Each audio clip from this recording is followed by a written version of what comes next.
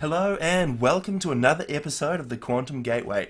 I hope you guys have had a fantastic week. I know we have here at FAF. We've got more tournaments going down. We've got more piling on all of the time. So, today we've got coverage of the recent under 1900 1 versus 1 tournament that went down. So this was an elimination tournament and we've narrowed the field down to just two guys and they're going to battle it out for supremacy.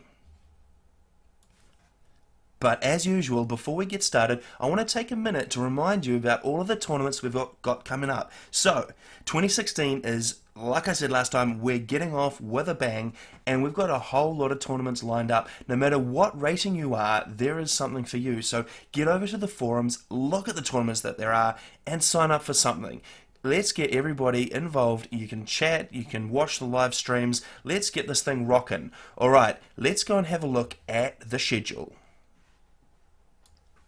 Alright, coming up on the 6th of February, we've got Roos and Drop Bears. So that is a Pacific-friendly tournament. This is on the 6th of February in a time zone that is good for Australia and New Zealand. Woohoo! We've got on that same day, but later on, more suited to our European friends, we've got a open tournament. There's a cash prize available for this one. And then we've got the next week after that is a 1500 rating limit tournament, 13th of February. And following that one up, we've got another weekly tournament under 1200 on the 20th of February. So those are all 1 versus 1 tournaments, apart from this guy here, which is 2 versus 2 under 3500 rating limit. So that's a combined limit of 3500, and there are a couple of $100 up for grabs on that. And as always, we've got the WWPC running. This is the Challengers week at the moment. Now we move on to the title week next week. Let's just take a moment to look at how the WWPC works for those who don't know.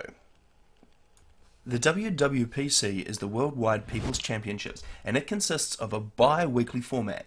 So, the first week is the Challenger round, where everyone who wants to challenge for the title competes in a knockout tournament to get to one single challenger. Then in the second week, that challenger will take on the reigning champion in a best of 5 in a bid to take over the title. If the challenger is successful, he will take the title and will defend it against the winner of the next knockout round, which happens in the following week. This continues ad infinitum, and we have our Worldwide People's Championships. Alright, let's get ready to see how our finalists get on. In this best of 3, we have Ithelis versus Chevalier. Let's head down to the planet and see how these guys are going to get on. Alright, here we are down on the planet, and we're going to see how Chevalier and Ithelis are going to get on this map, which is Standing Stones. So for those of you who don't know this map, it's normally a 6-player. It's got 2 expansions for each of these guys, so one out to their left and one out to their right as they advance. And then we've got an additional expansion here in the center, as well as a little bit of reclaim. So we can see those big rocks with 75 each. There is some more as well. They don't register on the show reclaim command, but they are worth getting nonetheless. And there is also a hydro there, so there is a little bit of a lack of hydros around the map, and they're going to have to build T1 PGens to get their power underway initially. Let's have a look at how Ithelis is going. He's got his PGens underway. He's then going to capture his mexes, and he's going to send some expanding engineers out. So those guys are going to head out to the sides. We can expect that they're going to get out to these 2 side expansions as fast as they can to try and secure that. So once you can get a factory up there, you've got a little bit more security, but until that point, a bomber or a little raid is able to take out your engineering unit, meaning you have to send a replacement all the way from your base, and it's going to cost you quite a lot of time. Chevalier, on the other hand, he's going for quite a aggressive power build, and we can see he's got a second air factory queued up, so he is definitely going to try and use air to his advantage in the early game. We're probably going to see a bomber or 2, and he's going to get an interceptor, I would suggest, to try and take down any bomber that might be coming out from the Ithelis camp. We can see Ithelis does have that air factory queued up. He hasn't got a lot of power just yet, so we'll be interested to see how he's going to actually run that factory. Let's have a look at his power situation, because he does only have 4 PGens, which is not usually enough. He's realized his mistake and he's gone extra PGen to get that up and finished before he actually completes that air factory. He would power stall because he hasn't built enough power, so normally you need at least 7 PGens, maybe less if you've got a lot of reclaim available, but he's got to get a lot more than the 4 PGens that he had online, otherwise he's going to stall hard. We can just see the order going down there to get that engineer to get a nice big grid of power around that factory. So of course that does give the adjacency bonus as well, so the factory will consume less power on building and on upgrades. We can see Chevalier, he's got his air factory just about complete. He's coming up on about 80% there, and he has built enough power there to do it without stalling. So if we have a look at his eco, we can see he's just a little bit in the negative, but he is going to get that up and get a couple of planes out without bottoming out. He is going to continue to build power though, because he needs to get enough to run everything else as well as that air factory. We can see an attempted raid here from this flare. He is going to have a little bit of a tough time because there is a THAM on guard duty for that engineer, so this engineer is going to survive. That raid is not going to be successful. However, well, we've got another one here, but the excellent job of guard duty on Chevalier's engineers means that that engineer is going to survive as well, so there's no time penalty at all for bringing new engineers out to the expansions. Ithelis does already have 1 engineer in this expansion here. He's got 2 of the mass extractors down. He's going to go straight for a point defense after that, so that is going to help him secure it against raids, but it doesn't give him any build capacity. So if a bomber was to take that engineer out, or something was to get in there before the point defense went down, it would cost him all of the build time of getting an engineer out. Now we do have a bomber out. So Ithelis is going to send this bomber out this way. There is an interceptor waiting already. It does depend a little bit on if Chevalier managed to pick up that bomber. It looks like it just skirted between the interceptor and the radar coverage of that scout, so we might just get away with that, although it looks like they're probably going to start to come into range a little bit. Ooh, that bomber's hunting around for an engineer. He knows there's going to be something out, and we can see how Chevalier has actually queued up that land factory to try and secure it. Now the bomber has just flown directly overhead of that engineer. We can see a couple of move orders there to try and do a bit of dodging. So Chevalier is trying to make the engineer as hard as possible to hit. It probably isn't going to matter anyway, because wow, that dodge did come in crucial, but the interceptor did take that bomber down, so no kills there. We've got this bomber here. He has got no kills yet, but he has skirted around. He's heading towards the main base. He's just doing a little bit of recon with his radar at the moment, and he's trying to spot what he thinks is probably going to be an engineer. He's picked wrong, but he did take out the anti-air, so that means that he's actually able to, well, take out those engineers with impunity. So he's got a little hover bomb getting in there, and there's no AA now, and that's actually going to cause a little bit of a problem for Ithelis, because he's got no build capacity left in his base.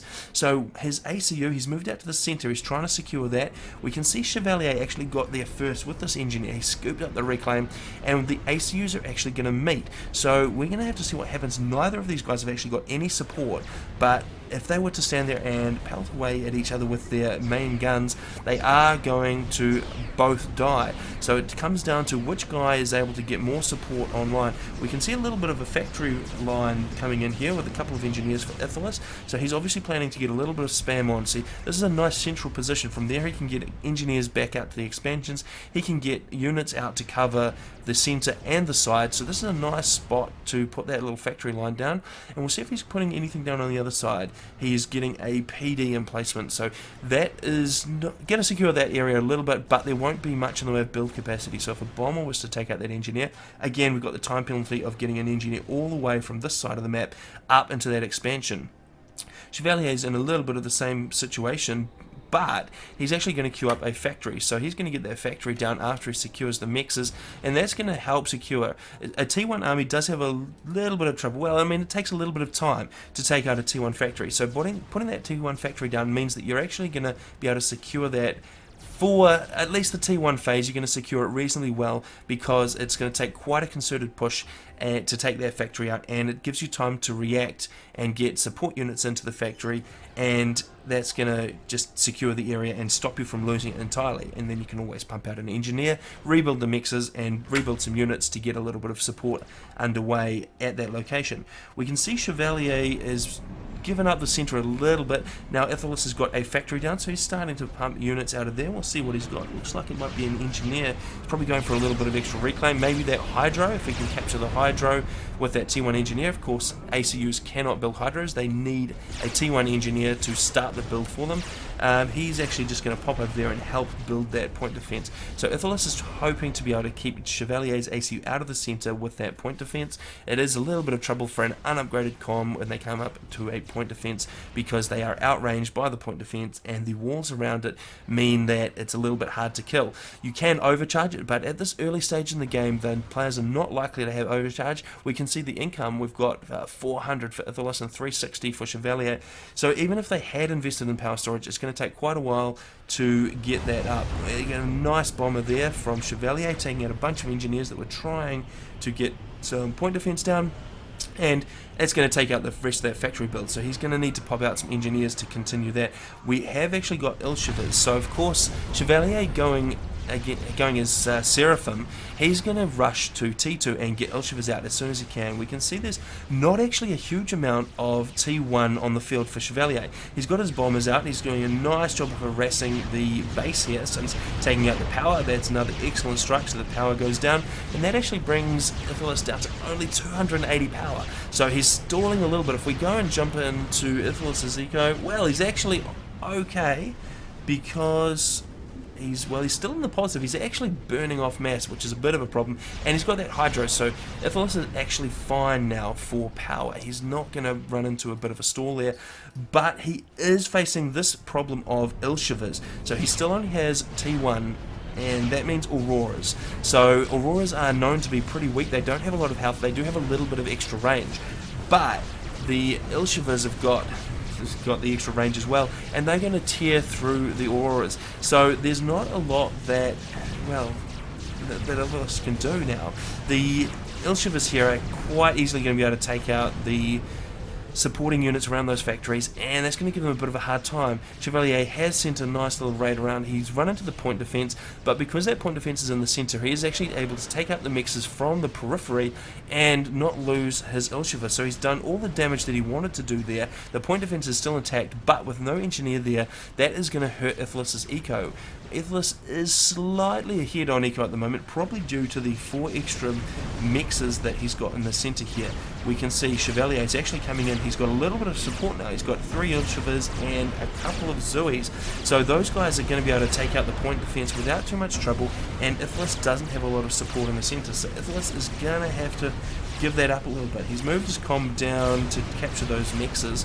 He's got a bunch of Auroras, but they're going to have a little bit of a hard time against the Ilshivers. So we can see that power is actually going to go down. The guys were neck and neck on 500 power each, but that's going to drop down, so it's 420 for Ithelis. That's going to not quite be enough. He's not going to be able to do overcharges, even if he was to have a energy storage. He's trying to get those Auroras in now. The comm for Chevalier is isolated a little bit, but we've got more support coming in from Chevalier, so that's going to be a bit more of a problem, and it looks like Ithelis might get a little bit isolated here. You don't want to get isolated with your commander because he's going to get wrapped up in enemy units, and when you get enemy units around your feet, you can't walk, and you're going to get caught. The pathfinding is messed up, and you're just going to start to take a lot of damage, and that is exactly what we can see here. Ithelis now down to 3,000 health. He's going to go down to this pack of Ilshivers. The Ilshivers just too strong, and that is the end of Ithelis. So, round 1 goes Chevalier's way. That is a win. Thank you to the Ilshiver spam, the T2 Seraphim, and Ithelis. Well, there was too much harassment there. Ithelis was not able to get an eco advantage. He wasn't able to get to T2. If he was able to get to T2, he would have a reasonable chance with a dense pack of obsidians, but he didn't get there. The Ilshivers won the day, and Chevalier walks away with 7,700 health on the ACU, and that means that Chevalier is 1-0 up in this best of 3. Now let's go and just have a look at how these guys got here. Now this was a knockout tournament, so both of these guys had to make their way through the rounds, and there could be some good action there. So let's go and have a quick sneak preview. Well, not really a preview since it's already happened. Let's go and have a flashback at how these guys got here to the finals. In round 1, we had battles going down on open palms. Chevalier took on Yorick in a Seraphim matchup. With both players rated 1700 global, early map control and eco was very even. But Yorick did take the lead in eco.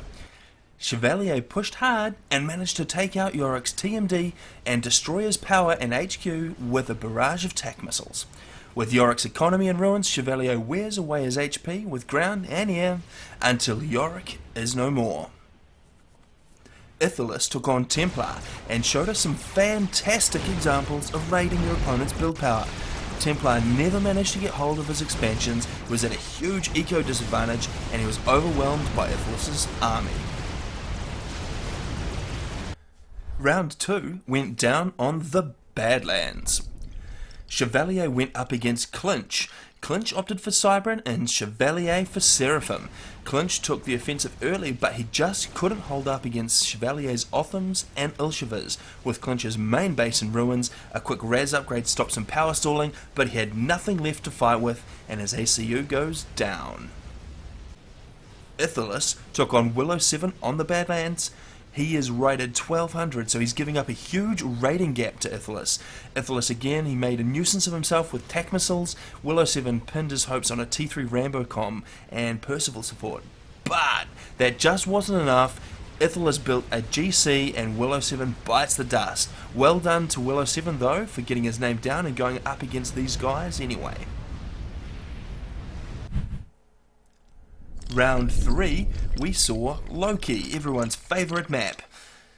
So, our finalists actually faced each other on this map. So, well, the issue here is the loser gets to compete in the loser's bracket. So it is actually possible to come back and get another chance in the final. So let's see who came out on top to have a bit of a mental advantage going through to the finals. Well, Ithilus shows that he has just been eating too much cheese and he goes straight for a T2 comm drop. He starts building PD and he captures factories in Chevalier's base. Chevalier responds by trying to go for a base trade, but there's just enough on hand for Ithilus to eat through that armor on the ACU, and Ithilus took the win. The semi-final round went down on Roanoke Abyss. This is everyone's favourite map for 1 versus 1 because it is just so huge and takes so long to play compared to the other maps. Anyway, Ithilus, he went up against EcoNoob on Roanoke. So EcoNoob opted for Seraphim. That means he gets the T1 hover artillery, and Ithilus went for Cybran, so that gives him a little bit stronger T2 navy. EcoNoob was able to get quite a lot of damage done with their arty. He took the majority of the map and got a massive eco advantage, and that gave him strap bombers and T2 navy, and that was easily enough to take out Ithilus. So luckily for Ithilus here, very luckily, EcoNoob actually has a life, and he had to leave the tournament and go do real world stuff, and that actually gives Ithilus a little bit of a second chance. Meanwhile, the loss to Ithilus put Chevalier down into the loser's bracket. He actually managed to fight his way right through and come out on top of that, and that brings him back into the finals for a chance to come away as champion for this under 1800 tournament. So let's get ready to head back through the gate and see how these guys are going to get on in round 2. Of course, Chevalier is 1-0 up, which means if he takes the win here, he is going to come away with the win for the tournament. Alright, so here we are, and this time it looks like round 2 is going to go down on Certus Major. So this is another popular map. We do see it in ladder quite a lot, and it is actually designed to be a 2 versus 2, so it's a fairly large map. There is quite a lot going on. The biggest feature of this map is this quantum gateway in the center. So that's there, and well, it's civilian, it's guarded by some point defense. I mean, of course you guys all know this because you play this map all the time, but in case anyone who doesn't is watching, this is a quantum gateway. This is where you build support ACUs. So if you were to capture that at the early point in the game, you would actually be able to produce SACUs, and well, that's going to devastate the enemy. The most common use for it though is to destroy it and take the mass. Let's see how these guys are going to get on with their initial build orders. So we've got Ithelis as Cybran, and he has got his factory down. He's got a single PGen, and he's going straight for that Hydro. So because the Hydro is so close, it's a good idea to rush that, and that's going to give you just that extra bit of power because Hydros are a lot more mass efficient and they produce 5 times the power of a T1 PGen. So that's a really good option if you've got that in range. So we can see 2 engineers and that ACU, and they're all getting that Hydro up before they head off. Do we have any expansion planned yet? No, we've got a whole lot of power and a little bit of our initial mass points and then a little bit of expansion. On the other hand, Chevalier, he is not using his ACU to get that Hydro up, but he will take advantage of the Hydro for this air factory. So Hydros do provide an excellent bonus when it comes to the consumption of energy out of that factory, and it's a really good idea to have that adjacency. The ACU is actually joined in now. He is a little bit lagging behind Ithelis, so Ithelis has got a little bit more power early on. But how are they going in terms of expansion? We've got an engineer out, and no, that's not an engineer, that is just a tank. So he's going out, he's going to be looking for raids, and he just wants to make sure nothing gets through. So these are reasonably constricted on this map. You can't get through the center initially with raiding units because there are PD here. So until you get artillery in to be able to take those out, you can't get through the center. So we are limited to around either side to start with. So that's why we can see Chevalier sending his units out there. So he's got the radar and tank, and that's going to provide a little bit of radar coverage and see what's coming. And we've got, well, we've got an edge build going down here, so that's going to get a factory up on the plateau or above the crater that they're sitting in. We'll just call that a crater, and that's going to allow him to get some units out this side and take these mass points and do a little bit of reclaim and perhaps get a little bit of combat capacity online there. In terms of the expansion speed, it looks like Ithelis is a little bit ahead in getting his engineers further afield. Well, in saying that, the reclaim here from this engineer, he's just going for a little bit of reclaim. He's going for that big rock first, then he's going out to build those mass points. So that engineer is reasonably far out, and if this is actually, despite sending the engineers out early, he's not getting anyone across to this other expansion. So that is gonna make him a little bit slower. If he'd gotten a little bit more build capacity out there, that's going to help him get up and running a little bit faster. So Chevalier is now going to start getting those mass extractors down, and he is going to build that factory to be able to secure it. So that means a single bomber is not able to destroy your entire expansion, and it makes it a little bit easier to recover from raids. It looks like Ithelis is being quite aggressive with his commander. He's pushing all the way out here, and we'll see what he's going to do. So far, he's just moving there. He does have a little bit of radar supporting, and it looks like he's going to put a factory down. Now, here's what we're talking about, the engineers that get taken out before they're able to get a factory online. So he's now lost that single engineer there. He's actually got nothing else in the area. The closest engineer, he's got one for reclaim down here, and he's going to have to send another one from his base. Unfortunately, he just lost another engineer, so he's running a little bit short on engineers, especially ones that are far afield, which are going to be able to rebuild this for him. So he's going to get this factory online. He's going to be able to get a few engineers out of there. That's going to help reduce the time that it's going to take to capture those expansions.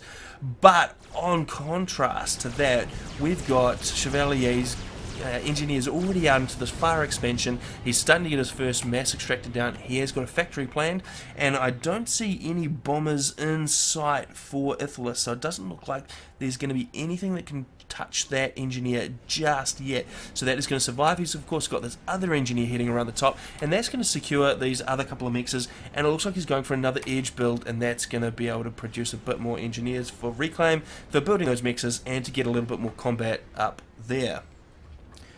We don't see anyone going for the centre yet. Of course, they do need to build some T1 artillery and get those into range. So those T1 PD, they'll take out any tanks that come within range, but artillery, of course, they outrange PD, so they will be able to take it out without taking any damage, and that's going to be a little bit of a bonus for whoever decides to go for that gateway first. So we'll see, has anyone got anything? We've got Chevalier's ACU is moving up, we've got a line of factories going down for Ithelis, so that's going to give him a little bit more ability to produce combat units on the side. So he's probably going to go for a bit of a push around here. That does look to be where most of Chevalier's combat units are located at the moment as well. And well, we've got a couple of factories here. We don't have a big factory line. Looks like both players are just focusing a little bit more on expansion and getting the eco up and running before they produce a whole lot of units. We now see here at the 5 minutes 30, Ithelis is only just bringing an engineer back in to be able to take these mexes. So all of the mass production that he would have had over this time, he has lost, and that's actually putting him at quite an eco disadvantage. So we can see Chevalier now is actually at 33 and Ithelis is sitting on 17. So that actually is a substantial difference. That's enough to have an extra few factories pumping out T1 units and get quite a lot more combat ability on the field in the early game. We've got a nice bit of scouting here, so Chevalier can see what Ithelis is up to. He'll be able to see that there's not a heck of a lot going on. There's a bit of power spam going down. So yeah, Ithelis is trying to get something out of the air factory. He's not doing too badly for power for his air, so he's only 20 power behind, so it's pretty even. He is managing to corner that tank there, and because he's got 4-1, he was able to take that out. But there's quite a lot coming into play here. So we've got the single Zooey that there was already. We've got a little bit of more support, and we've got a stream of units coming in now. So Chevalier is bolstering this top bottleneck, and that's going to make it really hard for a little pack of Mantis to get through. Chevalier is now, he's got a couple more factories up, so he's going to be spamming everything up, mainly from his central starting point, and really just streaming the units out to where he needs them. So he's getting a nice little force built up here. So there's, looks like a dozen, maybe more tanks coming into play in the centre. That's not really enough to deal with this ACU, but Ithelis doesn't have much to support that ACU, so once he loses these tanks, there's not going to be a lot going on.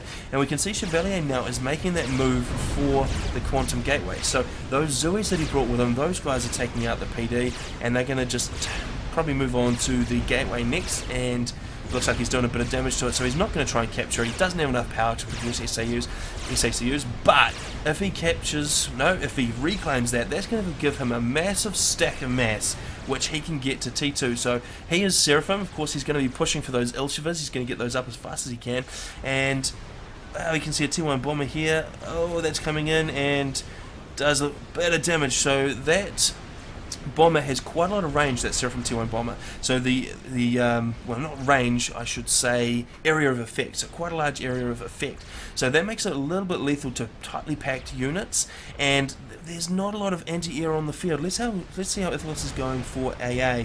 Well, he's had to switch to a little bit of ground AA because he's just not able to produce enough interceptors to keep Chevalier out of his base in the air. So looks like half a dozen interceptors for Chevalier. He was able to take out everything that Ithelis has, and that means that Ithelis is going to have to rely on moving those mobile AA units around.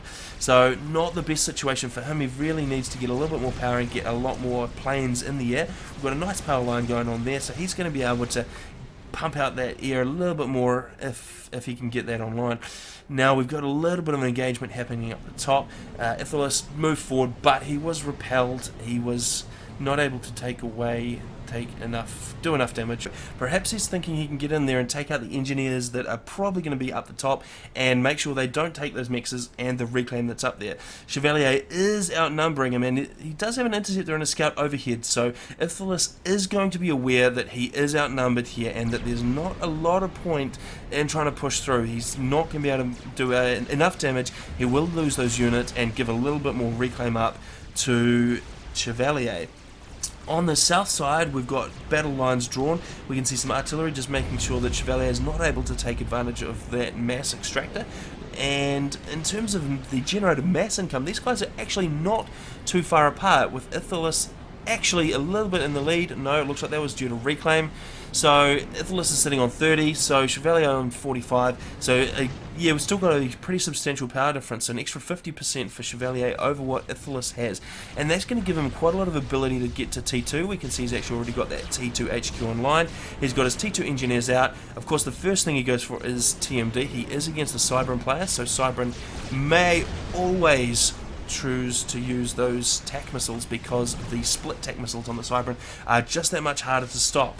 Up the top though, we've got that little pack of Mantis is now pretty outnumbered by the THAMs from Chevalier, so that's not going to go well at all for Ithelis, and he's going to lose that entire pack of units, so that is not good at all. That's going to allow Chevalier to push right through here, and well, he's got the same sort of numbers on the bottom, so the ACU does have the gun upgrade. That's going to help a little bit in being able to take those out. He's got overcharge as well. That big power line we saw from Ithelis, that's going to give him the overcharge capability, and that makes that commander a little bit scary.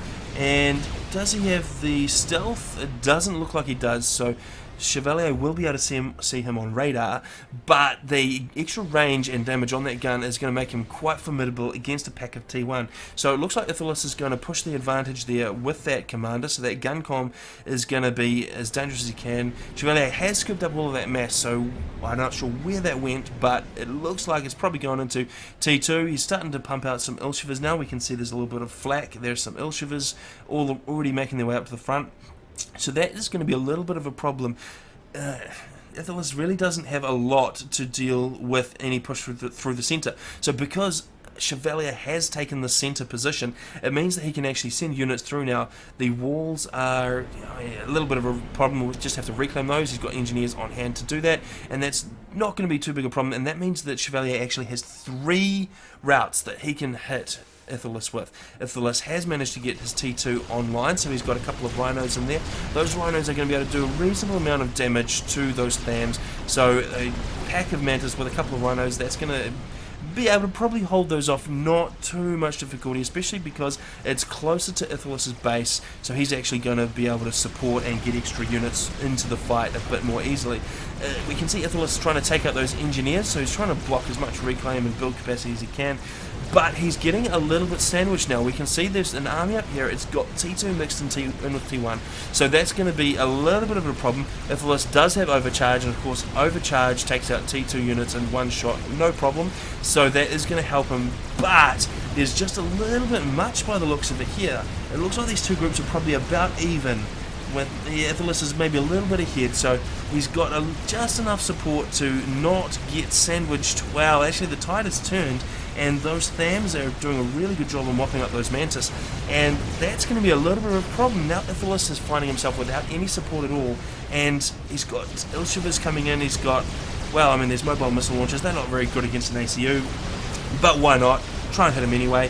The biggest problem for him is all of these THAMs getting in around his feet, and we can see the constant move orders from Chevalier to get in there. He's actually got Nothers on as well. He managed to get a hit in with that. Nothers are quite easy to dodge, but in this case, when they're combined with Ilshivers getting tangled up in T1 units, oh, there we go. That's the end of Ithelis. So he really pushed up his ACU too far. He got stranded. He did not have enough combat support. He was just out-ecoed by Chevalier. That eco advantage meant that there was T2 on the field when Ithelis had no support other than a few Mantis. He just didn't have the numbers to move his ACU up that far. He got caught out, and that was the end of it. So unfortunately, a little bit of a bad decision by Ithelis brings his ACU into the firing line. He goes up in a ball of flame. That means Chevalier goes 2-0 up, and Chevalier wins the under 1800 weekly tournament. Congratulations to Chevalier. Congratulations to all the guys that played in the tournament. Even if you didn't win, we like to see all the action that's going on. We like to see everyone getting involved and growing the FAF community. The FAF community has been going gangbusters this year. We've got records in Aeolus, so that's the chat channel for those who don't know. We've got a whole lot of stuff going on. Everything is looking really good. We've got new upgrades going down for the server hardware. No, we've already done the server hardware. It's the server software. So Shio and the team of developers, they've been working really hard. Huge ups to them. They've got some upgrades going on underway. If you see some little glitches in FAF over the next few days, that'll be what that is. Don't worry too much. It's not a problem. And Shio and the guys are going to get everything smoothed out, and everything's going to be a whole lot better. And one of the cool things actually that they've said is coming is a change to the proxying. So if you don't know how the proxy works at the moment, it is on the FAF server, and when you can't make a direct connection to another player within a game, it connects through the proxy. So you both connect to the proxy and it relays the packets through there.